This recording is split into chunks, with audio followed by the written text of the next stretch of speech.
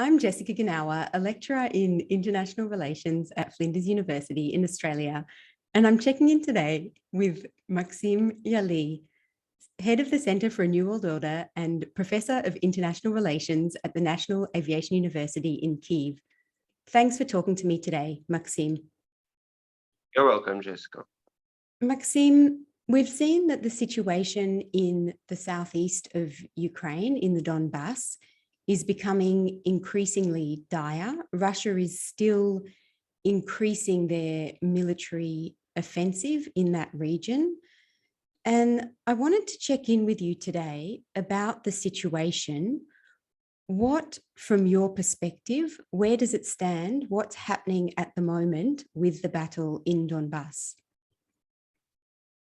Well, first of all, I would like to mention that the crucial situation in the east, because of Ukraine, I mean, where Donbass is located, because south it's Mariupol, Kherson, Crimea, Odessa, Nikolaev, etc. It's just for listeners to start knowing geography better of Ukraine. And the situation is really crucial, particularly in Lugansk region.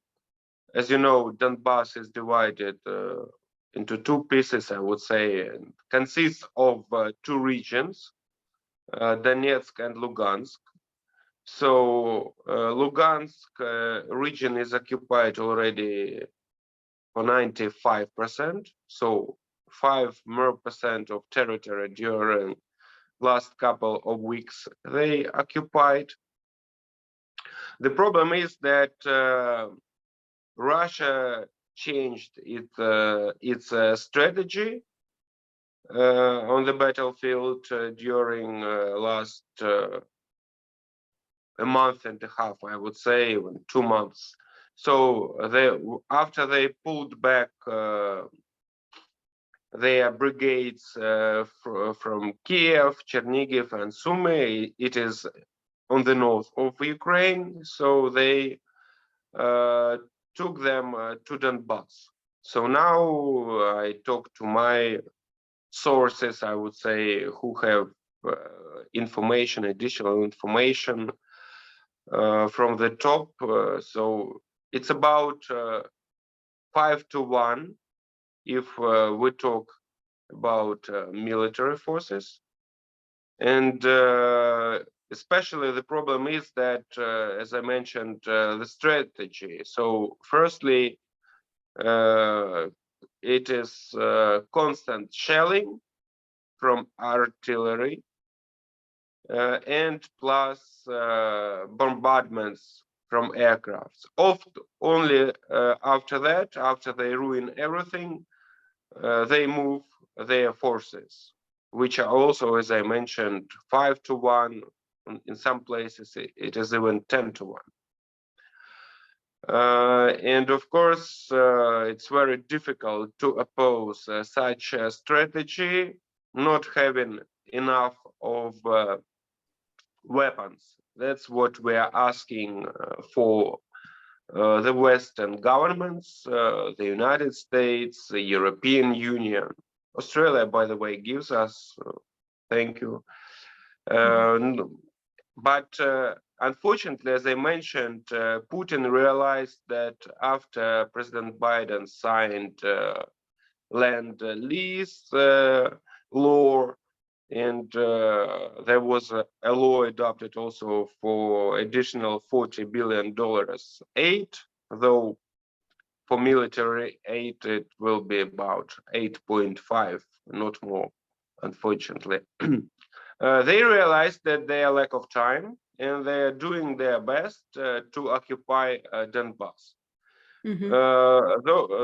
So they through all the forces they have, and especially, as I mentioned, they use artillery and aircrafts.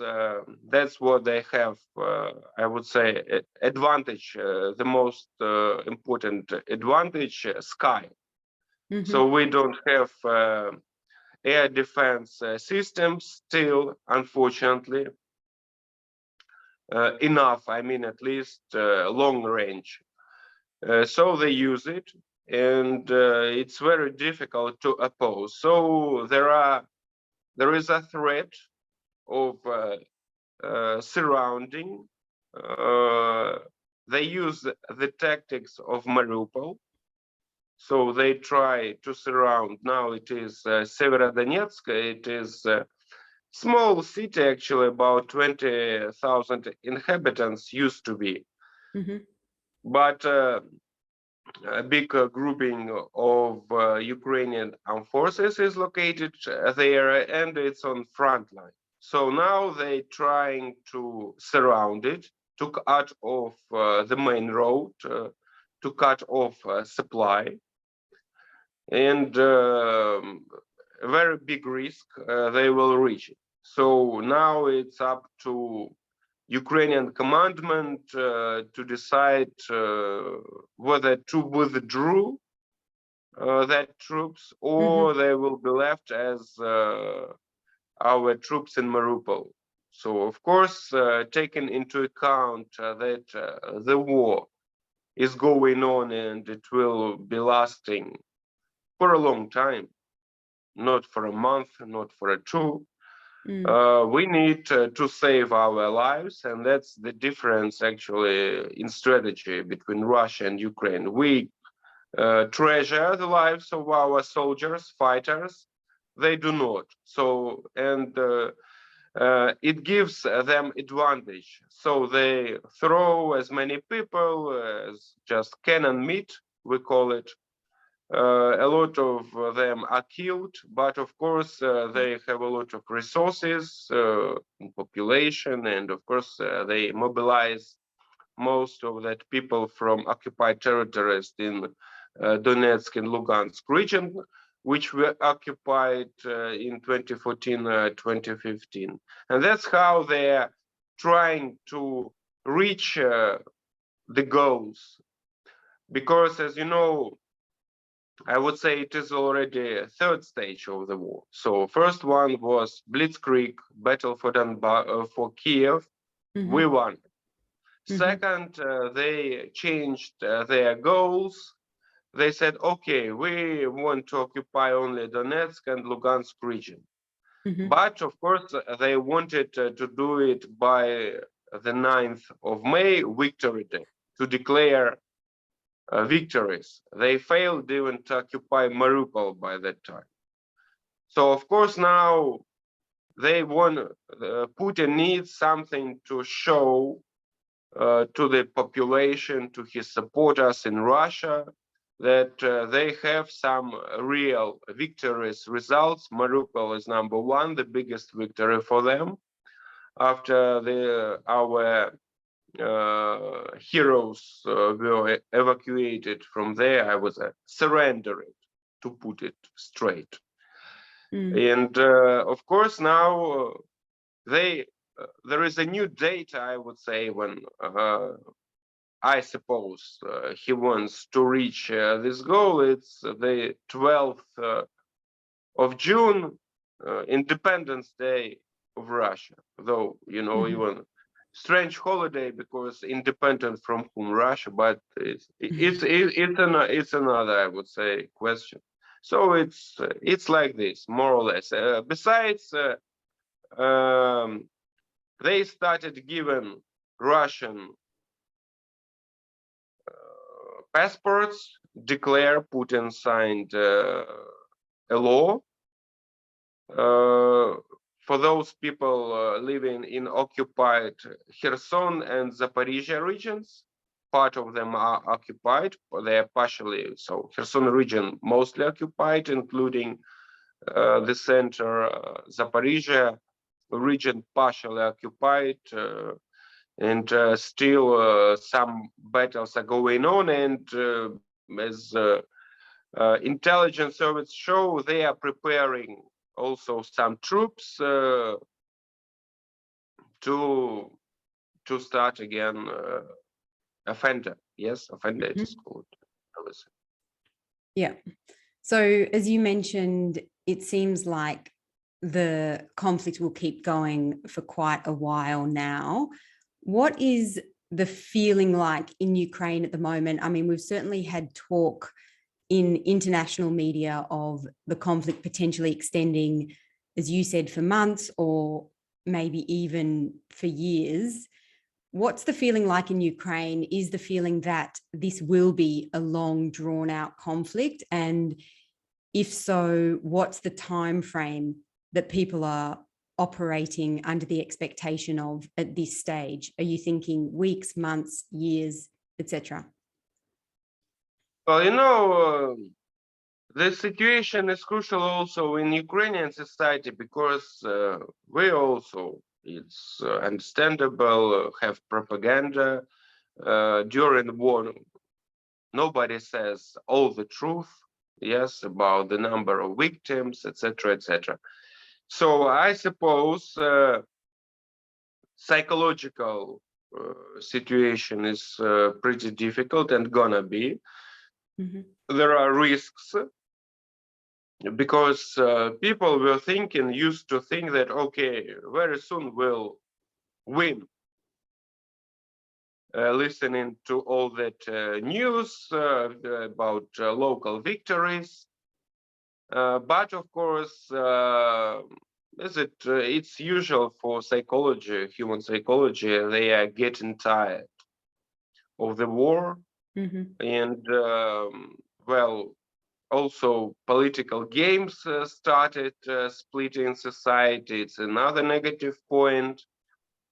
But me particularly, some, of course, other speakers, experts who realizing the threats of such thing, and actually even official speakers start preparing people in short term, I underline it, to be ready for bad news.